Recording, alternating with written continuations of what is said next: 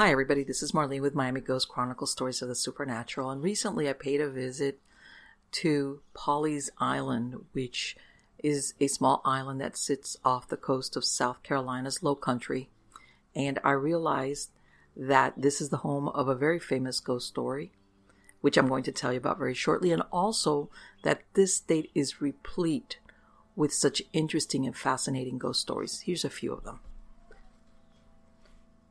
The Gray Man first materialized before the storm of 1822. Even though the rice planters who settled the island knew they'd built in the path of hurricanes roaring up the coast from the Caribbean, the likelihood of savage storms striking the island seemed remote. The daughter of one planter was spending a summer on the island awaiting the arrival of her fiancé, who had been abroad for several years. He returned safely to Pawleys, but in taking a shortcut through a bog, his horse stumbled and fell. Quicksand devoured man and beast. The grief-stricken girl walked the beach day and night. One windy day she saw a man in gray coming toward her. Recognizing her dead lover, she ran to him with arms outstretched. But before she reached him, he was swept into the sea. Her father, upon hearing of the incident, was convinced his daughter was suffering a mental breakdown and rushed her to a Charleston hospital. She was pronounced in excellent health. The next day a hurricane hit the island and raged for 2 days. Stunned survivors mourned the dead, then cleaned up the litter and rebuilt their homes. In time, the island of oleander and oak trees became again an oasis of peace and beauty. So the island remained for 71 years. And during all that time, the story of the mysterious man on the beach was told and retold. A legend had been born. The Gray Man, it is said, would always come to warn the islanders of an approaching storm. One day in 1893, an odd-looking man appeared at the door of a French family named La Chicotte. The visitor was dressed in gray from head to foot. He said nothing but shuffled his feet and turned away. The La Chicottes fled their home immediately. Others were less fortunate. The day had begun as sunny and pleasant, with a breeze stirring the curtains at open windows, turned sullen. The sky darkened, while at the same time the sea appeared to be on fire. The tide never ran out. It came thundering up over the sands until the entire beach had vanished. Trees snapped, their limbs exploding like firecrackers. Birds beat their wings helplessly, seeking sanctuary from the roar of winds and water. Whole families died, perhaps none more pathetically than members of the Flag family, who were vacationing at their summer homes on Magnolia Beach, now Huntington Beach State Park north of Pawleys Island. When the sea washed under the doors of the cottages, young Dr. J. Ward Flagg and his parents climbed as high as they could into a beach cedar tree. The surf churned over them. Old Mrs. Flagg was the first to go, on a wave 40 feet high. Her husband, seeing her vanish, let go his grip and went after her. When the storm abated, the sea turned back and the sun came out. Rescuers reaching young Dr. Flagg, or Wardy, as they called him, had to pry loose every one of his fingers from a bough of the tree. A small niece and a servant escaped death with him, but the doctor's brother, the brother's wife, and 5 children all lost their lives. A baby's shoe and undergarment swung from a barren treetop. A woman's shoe, unbuttoned to the last button, stuck up in the sand like a hideous marker. Clothing, splintered furniture, and shards of glass that had once been cottage windows littered the beach. Day and night, survivors searched for bodies. A wagon loaded with empty coffins rumbled across the strand, and whenever a body was found, it was placed in a coffin and taken to the porch of a neighboring church. Ministers were kept busy praying for the dying and conducting funerals for the dead. The water, rising a foot higher than Hazel, was the result of what is said to be the worst storm in South Carolina history. Dr. Flagg never fully recovered from the tragedy. He locked himself inside the house on land that is now part of Brook Green Gardens, and the seasons passed without his knowledge. With windows shades lowered, he saw neither sunshine nor rain.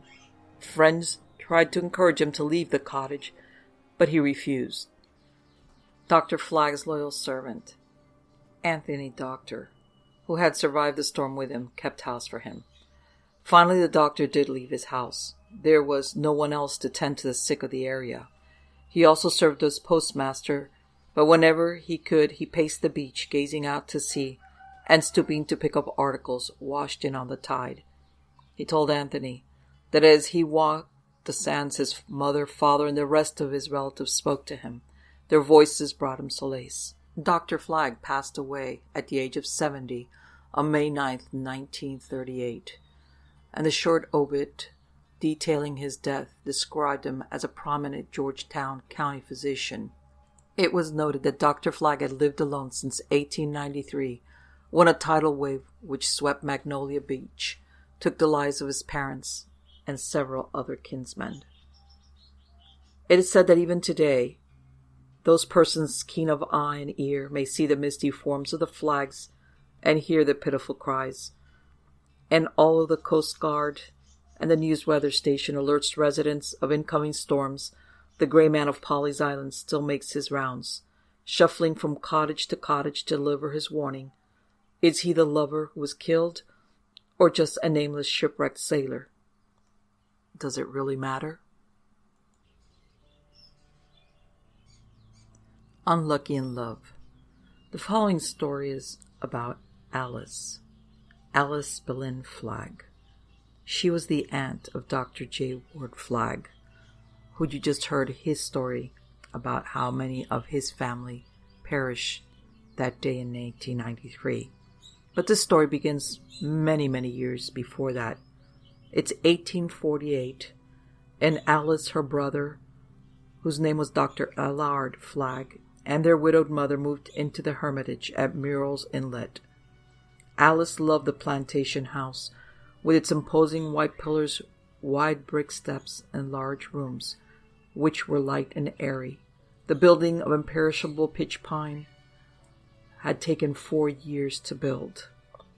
At this time, Alice was just a young teenager, maybe 14 or 15 years old. But Alice's happiness would be short-lived because she fell in love with the wrong person. She fell in love with a common laborer. The news devastated Mrs. Flagg.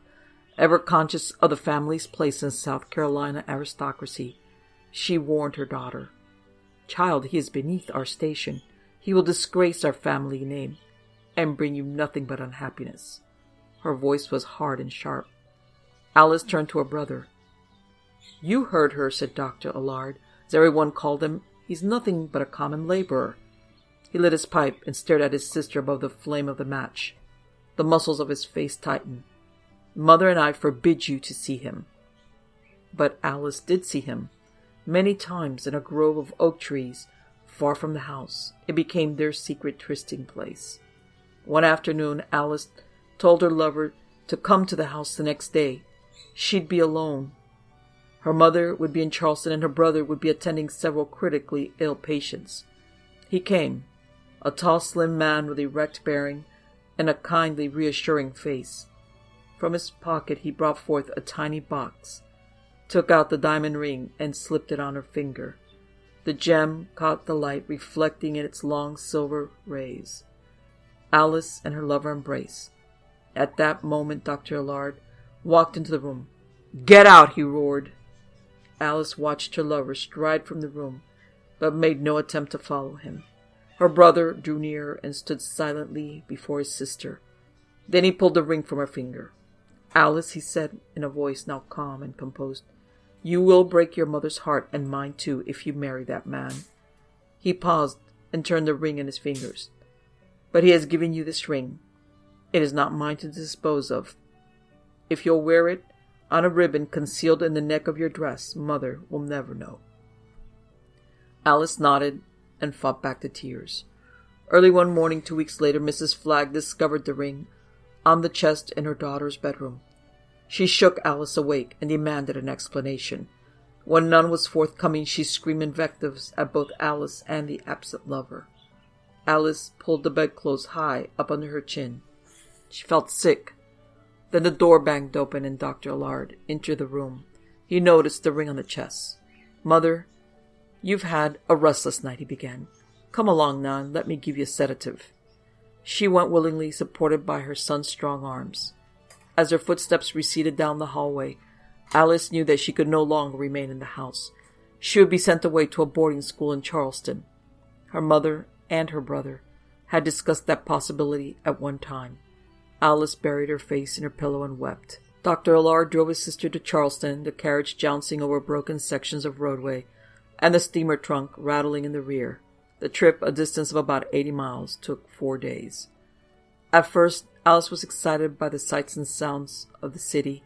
King Street and Meeting Street were filled with the hustle and banter of shoppers and the clatter of horses' hoofs on the pavement. Every variety lined the streets, and after dark the gaslights shone softly on the leaves. But the novelty of these distractions soon paled. Alice could not concentrate on her schoolwork. Although she tried to complete the daily assignments, her heart was elsewhere. She overslept her classes. Her new friends, noting her listlessness, tried to help her, unsuccessfully. But by the time spring came, Alice's spirits soared. The school term would soon end, and she could return to her beloved. At the May ball, Alice, resplendent in a white gown, glided across the floor with one young man after another from Charleston's aristocracy. Her eyes shone brilliantly, and a high color came into her cheeks. But she would not remember this night. Early the next morning, Dr. Flagg was notified to come and take his sister home. She had become critically ill. Allard Flagg set out immediately. At the school, he wrapped his sister in blankets and placed her in the carriage. A friend had packed the gown. Upon reaching the Hermitage, Alice was put to bed immediately. Typhoid fever had struck, as it did every spring in the Low Country. The physician could only try to keep his sister as comfortable as possible during her remaining hours. Alice soon realized that a ring was not on her finger and cried out for it. Legend has it that her brother had thrown it into a creek on the way home. A sympathetic cousin soon appeared with the ring, but Alice, even in her delirium, knew it wasn't hers and threw it on the floor. 2 days later, she lapsed into a coma and died. Alice's mother was not with her dying daughter. Like many other residents of the swampy coastal area, she spent the months of May through September in the mountains to escape the deadly fevers so prevalent during the warm weather. Unwilling to call his mother home, Dr. Allard had his sister dressed in her ball gown and the coffin lowered into a temporary grave on the plantation. Later, in the presence of the grief-stricken family, the body was permanently buried in the Flagg family plot in All Saints Waccamaw Episcopal Cemetery, 3 miles west of Pawleys Island. But Alice does not rest easily. When the moon is full and a mist rises over the fields of the Low Country, she returns to the home she loved. Some say she still searches for her lost engagement ring. So many have reported seeing Alice that she may be the most authenticated ghost of the Grand Strand.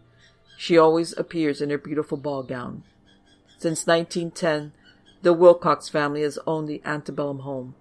Clark Wilcox and his wife Lillian, both now deceased, never saw Alice, but one member of the family saw the lovely apparition many years ago. During Clark Wilcox's childhood, his mother's sister, Aunt Lolly, often visited with her only sister's family. Early one morning, Aunt Lolly, now seated at the vanity brushing her hair, suddenly in the mirror she saw the bedroom door open and a young girl enter the room. When the girl did not speak, Aunt Lolly swung round. No one was there.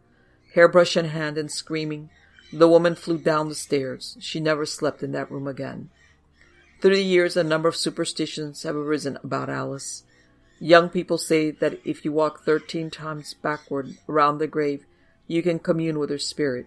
It's said that once a young woman, walking in the opposite direction, saw her own ring fly off her finger. Friends spend most of the day trying to find it. Red roses or camellias often appear on Alice's tombstone. No one knows who brings the flowers, but some believe that the ghost of her lover has something to do with it. In 1989, when Hurricane Hugo roared toward South Carolina, almost if an apology for all the family that Alice had lost in that tidal wave of 1893, the water only reached the front porch of the Hermitage and did not enter the house, which suffered relatively minor damage from fallen trees. The Haunting of Hagley Landing. Except for a few touristy shops, paved roads, and subdivisions, Pawleys Island still looks much the same as it did centuries ago. Hagley Estates is one of the island's most upscale residential communities was developed on the site of a large antebellum farm known as Hagley Plantation. It is difficult to believe now, but in 1918, this area was the site of one of the most dramatic ghostly encounters in the entire Southeast. Although another version of the story of the haunting of Hagley Landing exists, the most dramatic is the interview given to WPA Supervisor C.S. Murray by one of the primary witnesses, a cabinet maker named Eugene F. LaBruce from Georgetown, South Carolina. The summer of 1918, LaBruce drove passengers between Pawleys Island and Hagley Landing on the Waccamaw. As a rule, he made the trip several times a day. Occasionally, a party of young people who were working in Georgetown would go for a drive after the ferry had made its last trip, and he would meet them at Hagley Landing at 11 p.m. One night, LaBruce reached the landing at 10:45, so he decided to lie down on a piece of canvas and rest a bit before the boat arrived at 11. It was a clear moonlit night. LaBruce became so comfortable that he quickly fell asleep and had a dream so vivid that he still remembered it years later. I was standing with a crowd of people in front of a little church near the wharf. A wedding was in progress, and it seemed that we were waiting for the bride and groom to emerge from the front door. Everyone was dressed in clothing typical of the Civil War period, and I gathered the impression that peace had just been declared. After a short while, the bridal party appeared on the church porch. I looked at the newly married couple standing there in the moonlight and noticed that the bride was a striking brunette and the groom a handsome, finely proportioned blonde. Both were of the landed gentry class, I imagined. As the crowd made a rush for the porch, a man dressed in a Confederate uniform dashed up the clearing astride a horse that had evidently been running at top speed for hours. The figure dismounted and ran towards the place where the bride and groom were standing. When he reached the couple, the bride uttered a little cry and said, "It is too late. I have just married the other man." The soldier stood frozen in his tracks and listened like a man in a trance, while the woman explained that she had waited 3 years, and believing that he had been killed in battle, had finally consented to marry one of her former beaux. The soldier then turned to the groom and said without show of emotion, "Well, I will fade out of the picture. It is the best solution." And he started to leave. Then the groom cried, "No! If anyone must fade from the picture, I will be that one." The soldier made for the wharf, followed by the bride and groom, and when he had reached the end of the pier, jumped overboard and disappeared. Without a second's hesitation, the woman in white followed him, and then the groom. Everyone was in turmoil. Boats were launched, strong swimmers discarded their clothing and plunged into the water, and a score of men were calling orders in rapid succession. A mighty gale was blowing from the west, lashing the river into foamy waves, which broke against the muddy bank with a resounding roar. The search for the bodies was still under way when I awoke, shivering with excitement. I rubbed my eyes and looked about me. The church had disappeared, and the crowd of men and women had vanished. I could scarcely believe that I had been dreaming, for every detail of the harrowing scene was stamped on my brain. Suddenly I became aware I was not alone on the wharf. For some reason, I did not feel inclined to investigate, but something impelled me to turn my head. Standing a few feet away from my improvised bed, I saw 2 figures. I realized with a start that they were dressed like the people in my dream, and that the woman closely resembled the bride and the man resembled the groom. This is nonsense, I told myself. The boat must have come and gone, and the other people are somewhere around. Those 2 are trying to play a trick on me. So I said most politely, "Will you tell me who you are? If you are waiting to go to Pawleys, I have the automobile ready." They did not answer my greetings, so I tried again. "Will you tell me who you are? My automobile is waiting." Neither the man or woman replied, but turned around and strolled off the dock. This made me angry, and I called out, "You had better stop this foolishness and tell me who you are. I will find out soon enough at any rate." But the couple kept walking slowly away from me and seemed to be whispering to each other. Then I became really frightened and started to imagine all sorts of weird things. Could I have been carried back through the years to the time of the Civil War by some mysterious force? Or had I passed from this world when I fell asleep? I tried to recall the history of the region, but could not remember ever hearing about a church at Hagley's or recall reading of such an incident or hearing a similar story. Why then should I have this dream? LaBruce was still trying to answer these questions to his satisfaction when the couple completely disappeared right in front of his eyes. He was standing frozen on the spot when the chugging of a motor woke him from his reverie. The ferry docked, and a young man and woman stepped ashore, relieved that LaBruce had not given up on them and returned to the island. He was still thinking about his strange vision while he drove them through the sandy roadbed. Later on in the season, on another moonlit night, LaBruce returned to Hagley Landing to meet a special boat that was not due until midnight or later. The 3 men and 3 women who climbed into LaBruce's car were looking forward to a moonlight ride through the scented woods and a refreshing swim in the surf. LaBruce was traveling about 20 miles an hour along the narrow road lined with gnarled oaks when he saw 2 figures step out into the road directly in front of the car. Realizing that there was no clearance on either side of the road, LaBruce came to an abrupt stop, throwing his passengers violently against one another.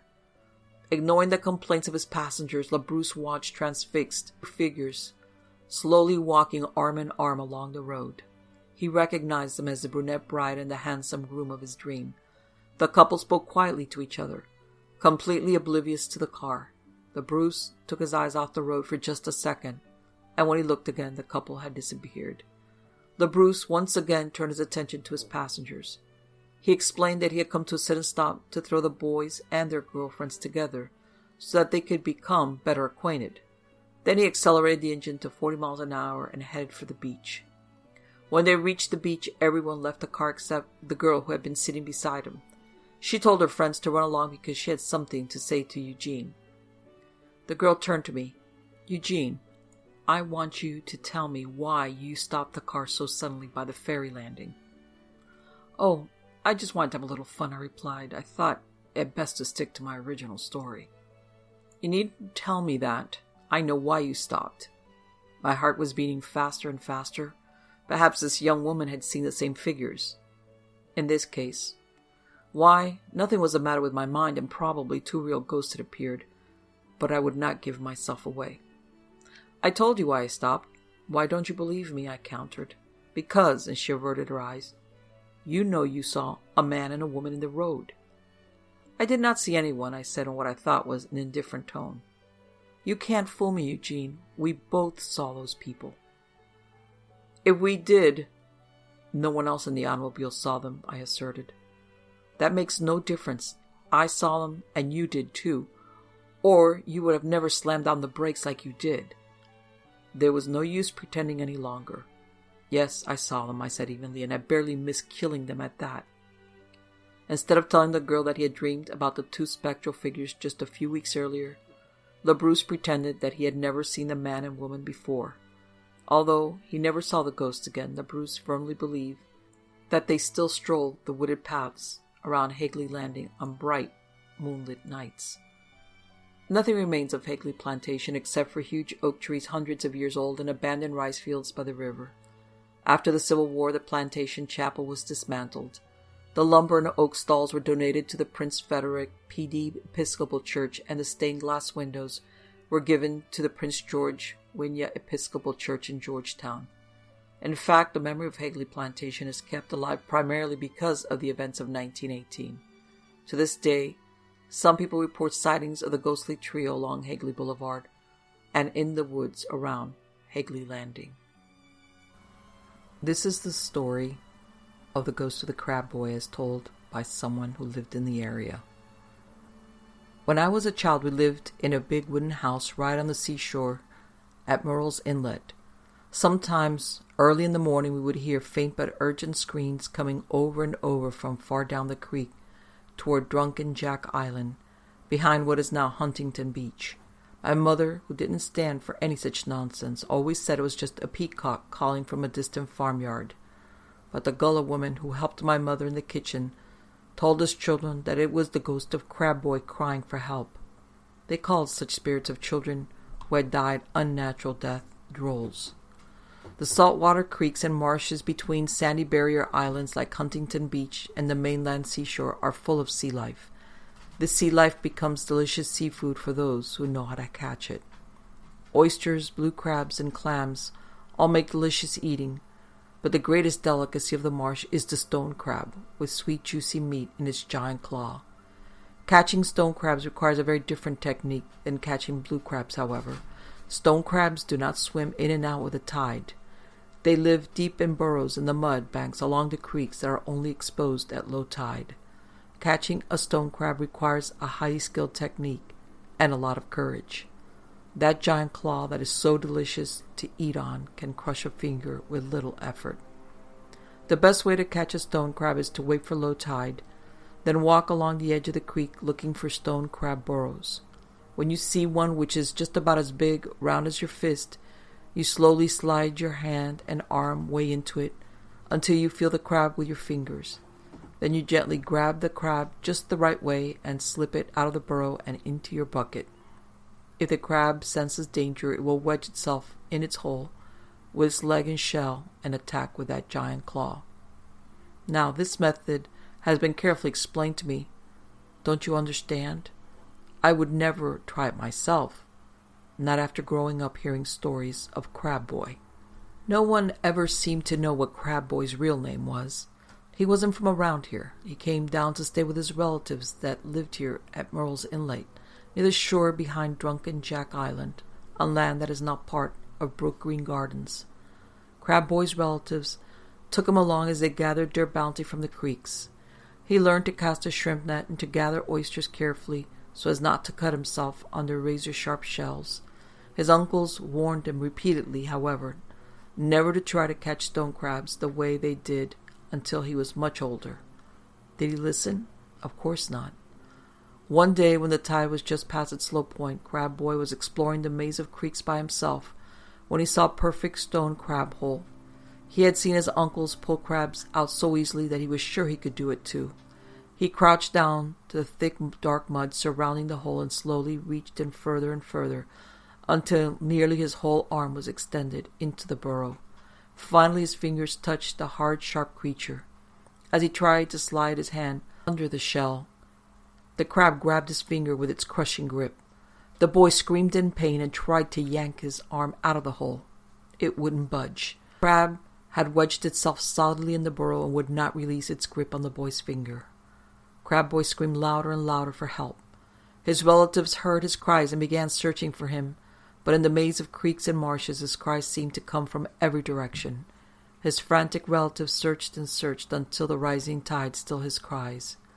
They found Crab Boy's lifeless body at the next low tide, his arms still trapped in the stone crab burrow. As a child, I always wondered how they ever got his arm out so they could bury Crab Boy. Nobody ever answered that question for me. But whenever we children went out into the marsh, they always reminded us to leave stone crabs alone. And whenever we heard the droll calling from down toward Drunken Jack Island, they told us the story of Crab Boy. The Dare at St. Philip's Churchyard. 11-year-old Sally lived in the spacious house nestled between St. Philip's and the Huguenot places of worship on Church Street in the very late 19th century. A pretty, popular, and engaging girl, she was also blessed with a large intellect for someone so young. Seemingly her only flaw was a stubborn refusal to concede any point when she entered a discussion. A precocious child, she loved to debate and argue with her large group of friends. Even her teachers sometimes found this hard-headed tendency of Sally's to be exhausting. Her immense ego made her unwilling to admit defeat on any contestable topic. One cool October night, after a heavy rain, she was entertaining a group of classmates when their after-dinner discussion turned to ghosts, specifically ones haunting the nearby St. Philip's churchyard. Several in the group believed in specters. One boy in particular, Thomas, was insistent that he had seen the ghost of Boney in the nearby cemetery. Sally made a rude noise, through plumped lips, voicing her opinion on the subject. Anyone who believes in ghosts is a fool, and anyone who says they've seen a ghost is a liar, Sally spat out. The boy persisted. I did see Boney lounging on a tombstone. I'll bet you're afraid to go down and see him. Old Boney Man will get you. I am not afraid, because there is nothing to fear, and I'll walk through any cemetery, day or night, Sally said defiantly. Very soon the dare had been issued. Sally was challenged to take a walking stick alone and with no lantern into the cemetery. She was instructed to lay the cane on a tomb in the back corner of the cemetery to prove that she had actually gone to the stone in question. Her friends would venture into the cemetery the next morning to verify whether she had actually done so. Within a few moments, Sally departed the bright, joyous party and found herself walking through the wrought iron gates to the burial ground, clutching a cane in the deepening gloom. She had to walk all the way around the church, from the right-hand entrance on Church Street to the left-hand rear corner of the burial ground. Her lovely gown trailed behind her, getting muddier and muddier with each puddle she encountered. "There's no such thing as ghosts or goblins," she told herself, as she passed the first row of tombstones. Besides, Boney had been a good person who was rewarded for saving the church. Boney was a slave who, close to 100 years previously, had famously saved the church from going up in flames during the Great Fire of 1796. It had been Boney, despite his fear of heights, who had valiantly climbed the roof and swatted burning embers away from the church with his bare hands. Boney was a hero, and for his good deeds the church took up a collection and bought his freedom. From that day forward, Boney stayed near the church as if he were charged with protecting it, until his death many years later. Many people still claim to see his spirit at St. Philip's, saying that the old slave's devotion to the church had survived the grave. Visions of Boney dancing in her head, Sally ventured deeper and deeper into the pitch-black graveyard, holding the cane in front of her like a cudgel. Her heart began to pound harder. She rounded the backside of the church. Everything still dripped from the recent rain, and the sounds of water trickling seemed to be deafening to Sally. "Even if there are ghosts, old Boney wouldn't hurt me," Sally reasoned. "He's nice." But her words did nothing to ease her growing apprehension. It was much darker here, and something moved in the inky blankness within the cemetery. "Hello? If it is you, Thomas, I am not afraid," she called out. "I know you are there."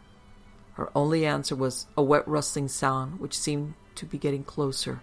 Sally stepped off of the path, still determined to complete her mission, despite her faltering resolve. She ran into a row of tombstones, their cold marble biting into her shins. Tears, both from the pain and her growing terror, welled in her eyes. Finally, she neared her goal. She dashed forward, found the specified tomb, and rammed the cane down into the soft, damp earth with both hands. She then turned to dash back to the safety of the house and her friends. She could picture nothing but Boney's long fingers reaching out of the dripping blackness, ready to drag her away from the light forever. Suddenly, something grabbed the hem of her dress. She tugged feebly, but the iron grip held her captive. Some horrible thing had her in its clutches. She tried to scream in terror, but no sound could escape her throat. She sank to the ground, arms outstretched towards her house in the distance. After an hour, her friends were forced to look for Sally. Several of them insisted that they would find that stubborn girl sitting on the tombstone, laughing where she would chastise them for believing in ghosts and phantoms. Armed with lanterns, they did indeed find her at the tombstone, within the burial ground at St. Philip's, but she was in no condition to be critical of anyone, not then or ever again. Sally had literally been scared to death. She had driven that cane down through the hem of her own skirt, pinning herself in place. Believing that something had grabbed her, she expired at that very spot. Many Charlestonians will tell you to be cautious of poking fun of people's ghost stories, because sometimes trying to disprove the story might just cause you to be scared to death. Local storytellers even claim that on the darkest of nights, the ghost of a little girl is sometimes seen in the cemetery holding a cane as she walks deeper and deeper in the gloom. The stories of Boney and the church he saved from ruin are completely true. According to a Charleston News and Courier article which appeared on June 6, 1921, read, "In 1796, the steeple of St. Philip's was afire, and was saved only by a courageous slave who climbed up and tore off the burning shingles. For this signal service, he was given his freedom." The Hound of Goshen. In the old days before the Civil War, many wealthy Charleston planters had homes in the mountains of South and North Carolina, where they could escape the humid heat and malaria that summer months brought to the low country. The main stagecoach route was called the Old Buncombe Road, which roughly parallels Interstate 26 on today's map. In Union County, near the Newberry County line, was a small village called Goshen Township on the old Buncombe Road. Around 1850, a peddler and his faithful dog passed through the settlement about the time a gruesome murder had occurred. Being a stranger, the peddler had no one to stand up for his integrity, and after a hasty trial he was publicly hanged. His poor white hound stayed beside his master during the hanging, and for 3 days after the dead man was buried, the dog stayed at the spot and howled pitifully. The good townfolk put an end to this by stoning the poor animal to death. It wasn't very long until travelers along the old road began reporting a large white dog which lurched at their horses, and which was very white and frightening in appearance. Those brave enough slashed at the dog with their buggy whips, but the whip passed through the apparition. The dog would follow the frightened passengers until it reached a certain cemetery, then was seen to leap through the locked gates. A Dr. Douglas was a country physician whose home was on the old road, and until his death maintained that the ghost dog often accompanied him on his rounds. He was never afraid of the ghost and considered it to be a friend. By 1936 the road had been paved, and automobiles had replaced the horse and buggy, but the dog was still reportedly seen by those in cars, on horseback, and folks out for an evening stroll. One night in 1936, a young man was frightened almost to death by the dog, and barely reached his doctor's house before passing out. The dog was reported in the late 1970s. Old lady, whose house faced the old road, now seldom used, was sitting on her front porch.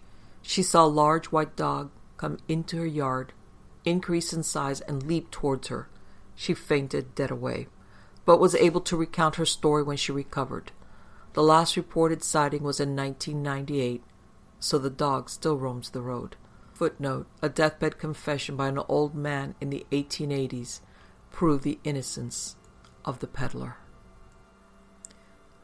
The Grey Lady of Lausanne. The ancestors of the de Saussures lived in France during the terrible times of strife between the Huguenots and the Catholics. The family consisted of father, mother, 2 sons, and a daughter, Eloise. The father was confirmed Romanist, but the others, especially the 2 sons, Raoul and Jules, clung to the Huguenot faith.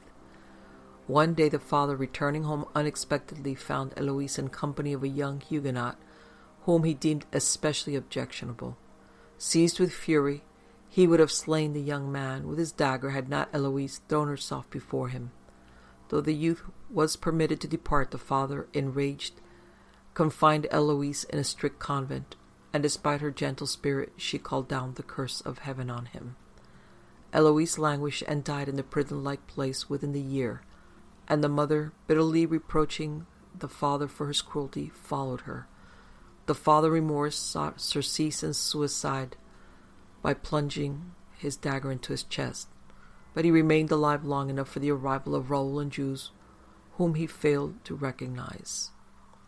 Following the death of their father, Raoul and Jules were seated one night before a fire discussing family affairs when a gray-clad figure glided into the room. Amazed, they recognized their sister, who seemed to attempt to speak, but failing, faded from view with an expression of grief. When Raoul retired to his room, he was further astonished to find the habit of a monk on the floor. The next day a massacre of Huguenots started. Raoul, disguising himself in the monk's robes, escaped the fate of his brother at the hands of the rioters. After many adventures, Raoul reached America. A son came to Camden and built Lausanne, but the Grey Lady accompanied him and appears at Lausanne from time to time when tragedy forebodes, or so it is said. The Grey Lady has appeared to numerous family members over the years, most often when danger or death are close by. When the family lost its estate, the ghost started frightening the new residents and now said to walk the streets of Camden as well. She is often reported at the Court Inn and on the roads nearby. The old inn has been torn down, but at one time it was known as Lausanne, the Desarron family estate. The Haunted Avenue. This story takes place at the first Belvedere plantation, which was built beside the Cooper River, 3 miles from Charleston in March of 1796. The beautiful plantation was owned by Colonel Thomas Shubrick. He had married Mary Branford in Charleston on April 9, 1778, and was proud to present to her a property of great wealth and importance. The story is a tale of how a young slave girl, Clarissa, who served Mrs. Shubrick, was convinced by the Shubrick's gardener, an immigrant from England, Timothy Wales, to steal jewels from her mistress, with a promise they would run off together. After Clarissa gave him the jewels, he pushed her aside and fled alone, promising to return for her. Frightened, she returned to the house and set it afire. Suspicion pointed towards her, and she broke down, confessed, and was hanged. The story goes that although Belvedere was rebuilt, it's no longer standing, but they say that the ghost of Clarissa still walks the lonely avenue, awaiting her English gardener, who never returned. The ghost of Clarissa is also thought to be the ghost sighted at the Admiral's house at Charleston Naval Base, which is seen standing near a clump of old trees along the river. The base closed in 1996 and the house stood empty for 20 years. It is now presently under renovations. The Man Who Came Back. This story takes place during the Revolutionary War when the British took Charlestown in 1780. The British violated the agreement of allowing the garrisoned American soldiers to return to their homes as prisoners on parole. The man to whom the story refers is Revolutionary War hero Colonel Isaac Hayne. He had retired to his plantation in St. Paul's Parish, where his family had been stricken with smallpox. One child had died, 2 were very ill, and his wife's life hung in the balance.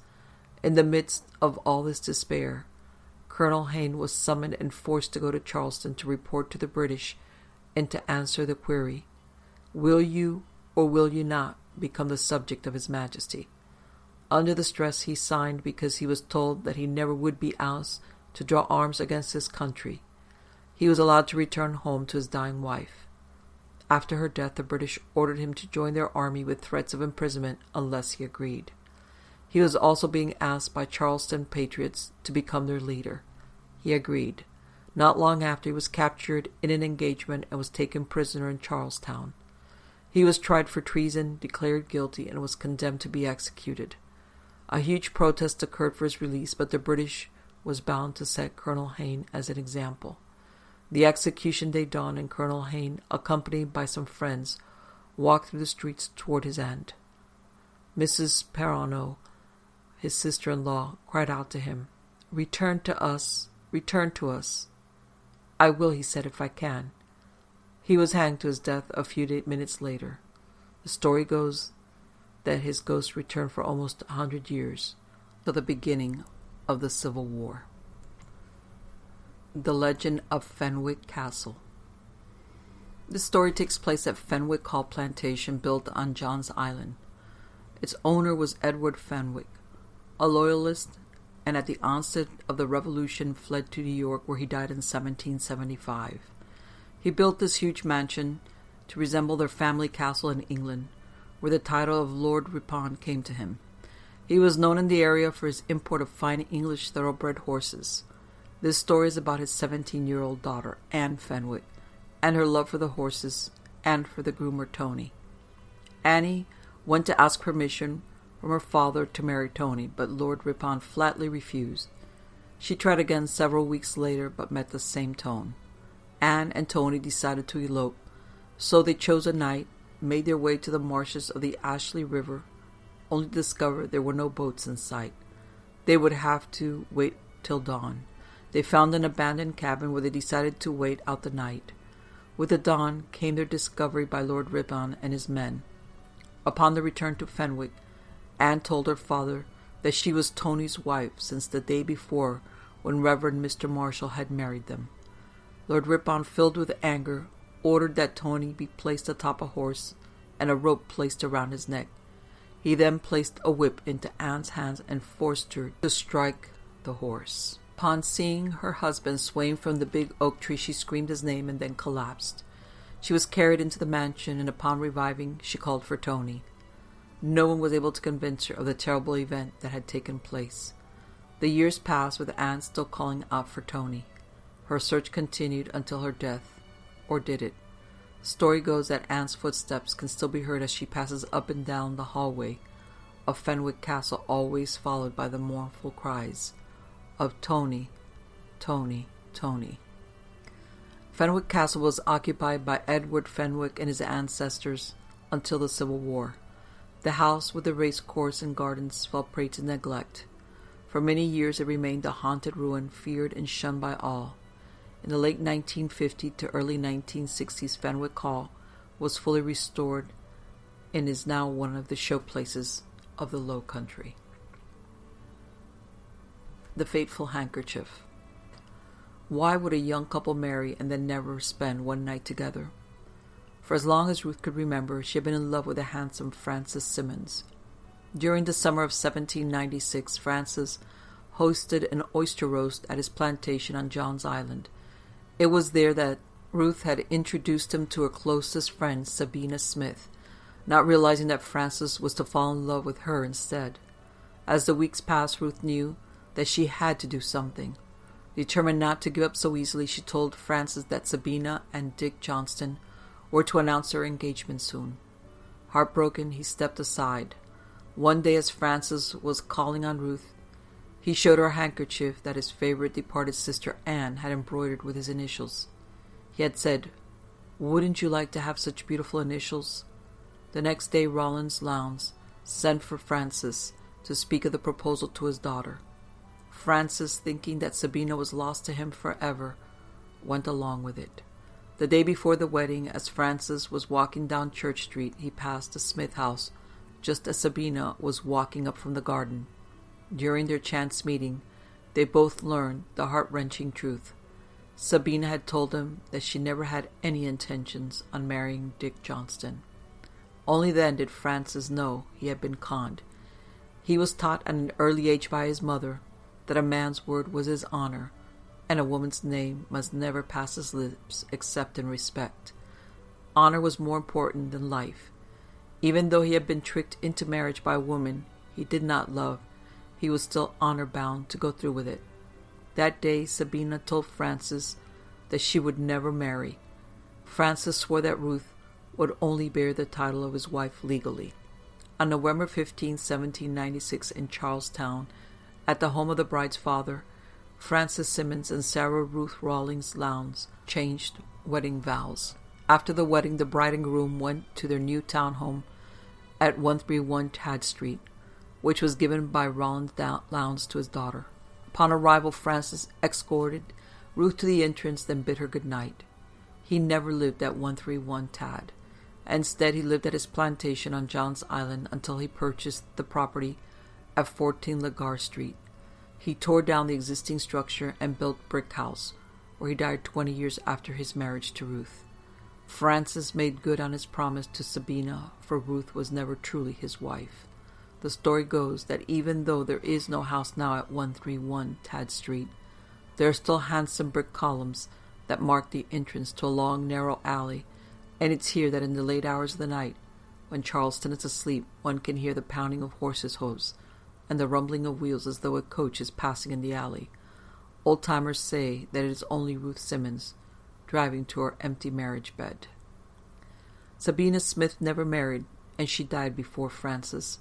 Francis was a young boy when, during the war, Lord Rawdon sent for his father to go to Charlestown, where he was thrown in prison and eventually died. His mother struggled for several years after the war to grow crops, but rice was their blessing. They eventually made enough to live wealthy. The will of Francis Simmons states that all his possessions be left to nieces, nephews, and friends. He left nothing to his wife, Ruth. Francis's house at 14 Lagar Street, the brick house, can still be seen in Charleston. Medway's Ghost. The site is a place of two hauntings. Medway, located 2 miles above Goose Creek, is approached by a driveway lined with massive oaks, streaming with heavy moss. It is the oldest house of record in the state. It was built of brick made and dried in the site in 1686, 16 years after the Charlestown colony was settled. It was built by a Dutchman, Jan van Arsens, Seigneur de Woordhout, for his beautiful wife, Sabina de Vignon. Jan did not live long enough to enjoy his wife nor home. His widow married Landgrave Thomas Smith, who served as governor of the Carolinas. Neither marriage produced any children for Sabina. Landgrave Thomas Smith died at the age of 46 and was buried at Medway. His grave is marked by a heavy slab. There is no trace of the grave of Van Arsens. The story goes, Jan appears in the south side upstairs bedroom in the late evening hours, seated by the fireplace smoking a pipe. And downstairs there is another ghostly visitor, a beautiful young girl whose heart was broken as she stood at the north window, waiting on her handsome young husband's return. Medway was a gathering of many hunts. During one of the gatherings of deer hunters and their wives included a newlywed couple very much in love. The new bride was reluctant to let her husband go. She begged him to stay with her. He assured her he would be fine. His bride watched him go with a terrible feeling of disaster. She took no part in the laughter and talk with the other wives. She was distracted and restless. For hours she continually went to the north window to look out towards the woods. She stared through the small panes until dusk began to fall. Eventually the hunters returned with two carrying a stretcher. The girl sought frantically for the face she loved. Only when the stretcher was placed at her feet did she see Fliss' form lay there. They took her home, where she died shortly afterward. They say she died of a broken heart. The story goes that the year since her death she has haunted the spot where she actually died, at the sight of a face on a stretcher at Medway. Night after night she returns to the place of her anguish to wait on her beloved husband. Some say she stands in the north window to gaze out through the small panes. There is only a rustling of her gown as she waits, like a deer moving a branch in the forest. Note: marriage records show that Thomas Smith and Sabina de Vignon married on March 22nd of 1675 in Charlestown. At the time of Landgrave Thomas Smith's death, he had 2 sons still surviving by a previous marriage. The girl who was buried alive. This part of Edisto Island is as gloomy today as it must have been in 1850. Huge oaks with pendulous masses of Spanish moss looping from limb to limb hover over the land, and strange things happen here. Once, a white stallion jumped high into the air only to be caught in the fork of a huge oak tree. Every effort to free the animal failed. It was either mercifully put out of its misery by some soft-hearted soul, or it was left there to die upon its will. For many years, people came to view the skeletal remains of the once beautiful stallion now in the huge oak.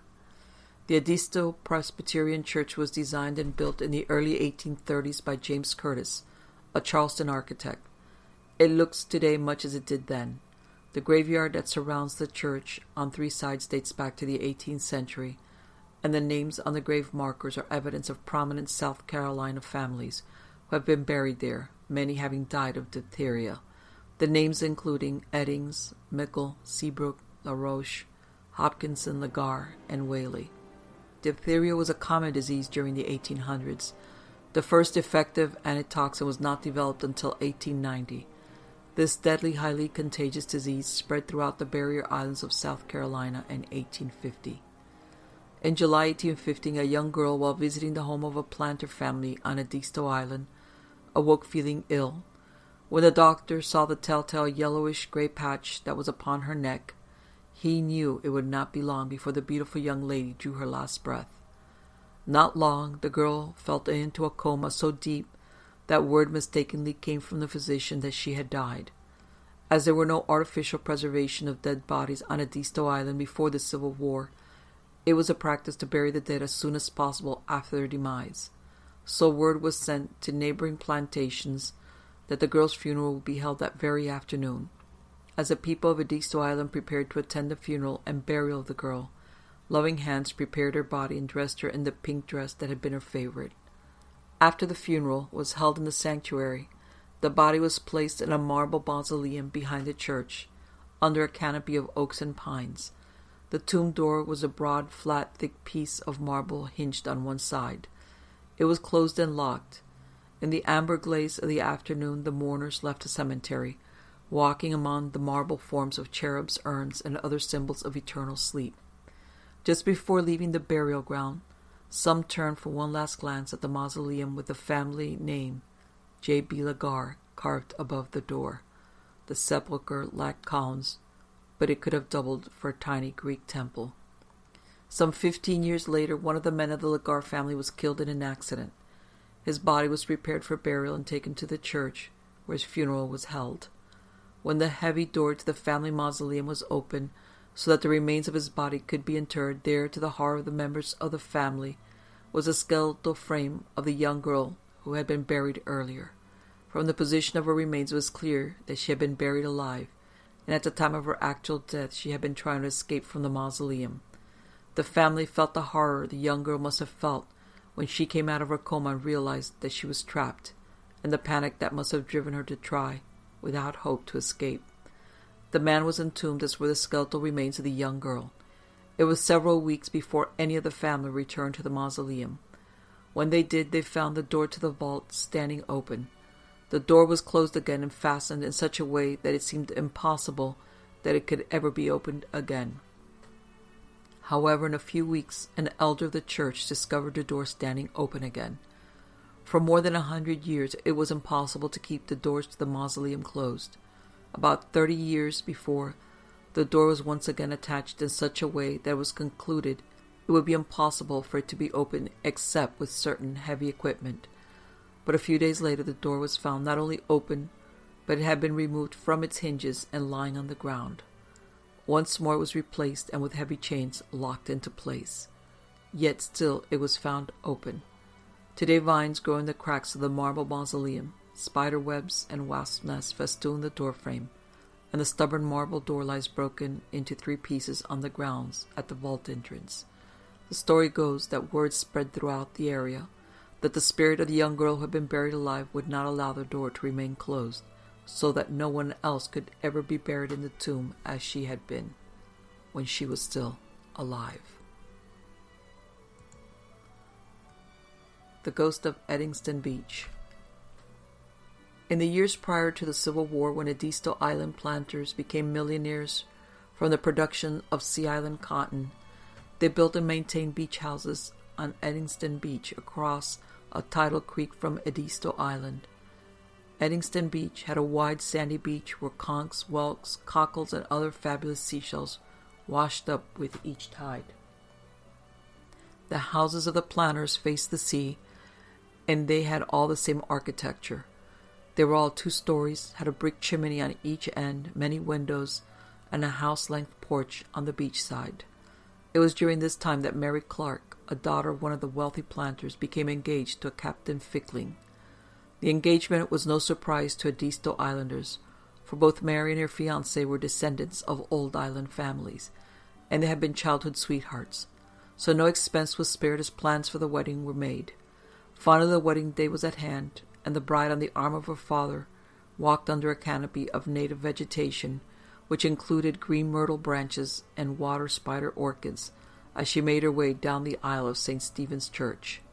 When the bride and groom were pronounced man and wife, they left the church, stood in the churchyard to receive the guests as they exited the sanctuary of St. Stephen's. They invited their guests to a feast that was then being spread on long tables set up on the beach. Plantation cooks had been working all night and all that day on the platters of food. The cooks used recipes that had been handed down for generations. The wedding was the talk of the island. 4 weeks after the wedding, the groom set sail for the West Indies, and the bride began to look forward to his return, almost before his ship was out of sight. It was October, and most of the planter families were still in residence in their beach homes. It was customary not to leave until the first frost in the fall season. Each evening, just before sunset, Mary Fickling walked down to the water's edge. She looked out over the cold water and thought of her husband, far from home. On the evening of October 12th, the rolls and smells of the sea began to build, and Mary began to worry about her husband. She knew that his return was overdue, and if an October hurricane was churning the sea, his ship could be involved. There were no warnings for such storms then, but somewhere deep inside her she felt that a dreadful hurricane was indeed coming. When she returned home, she found others were also worried about a hurricane. Someone said that the causeway to the mainland was already flooded, and any crossing was out of the question. Within minutes, the hurricane hit Eddingsville. The house in which Mary was staying trembled and swayed, and the structure started to give way. Other members of her family sat scared and quietly prayed, and they listened. First there was great sucking of air, and then there was total darkness as sea water washed into the house. For Mary and others it was a long night of terror as they struggled to stay alive. With morning brought an eerie calm, and with the rise of the sun it brought a scene that would never be forgotten. Trees were lying everywhere. Some beach houses lay askew with porches, chimneys, or windows washed away. Heavy pieces of furniture, chairs, and sofas were scattered along the beach. As Mary was looking over the beach in disbelief, she spotted a dark, lumpy form floating in the sea. As she stood compelled to watch this form, as it washed closer towards the shore, she saw that it was the form of a man. She ran into the water, and as the form got closer to her, she recognized the body of her husband. With a shuddering cry, she got down onto the water, and with tears streaming from her eyes, embraced his lifeless body in her arms. Mary was to learn later that his ship was indeed in the middle of the hurricane, and that his ship and all hands were lost at sea. There are no beach houses now where Eddingsville is located, and no reminders of the days when this place was a fabulous resort. Over the decades, this beach has been tormented by devilish hurricanes and unusually high tides. What remains today is no more than a sliver of sandy beach adjacent to a marsh. The story goes that on moonlit nights a young girl can be seen running into the waves and pulling the form of a man up on its shore. This is the ghost of Eddingston Beach.